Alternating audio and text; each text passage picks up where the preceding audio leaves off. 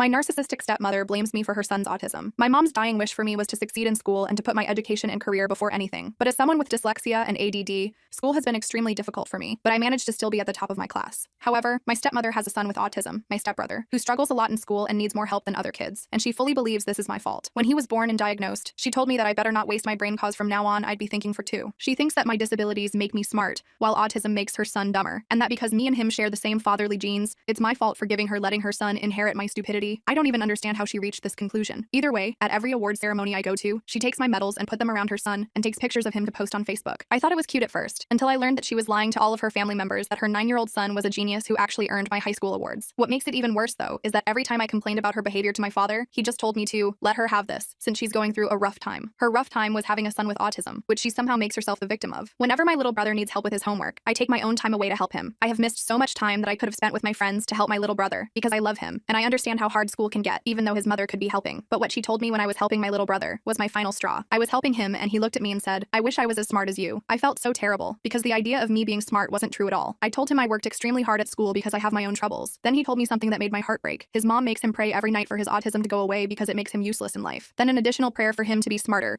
so he could be more successful than me since I stole his intelligence. I was baffled, and then I immediately confronted his mom and asked if it was true that she genuinely made her son believe that he was less of a person because of his autism. She told me yes, it was true because of the articles she read. I snapped back and said, "What articles are you reading from? The Onion?" I told her that the only reason her son struggles is because he has a narcissistic mother who believes she's a victim of his autism and is too obsessed with herself to help him when he needs. From this point on, I'm going to make sure my little brother gets all the assistance he needs without his idiotic mother telling him he's not capable of doing anything.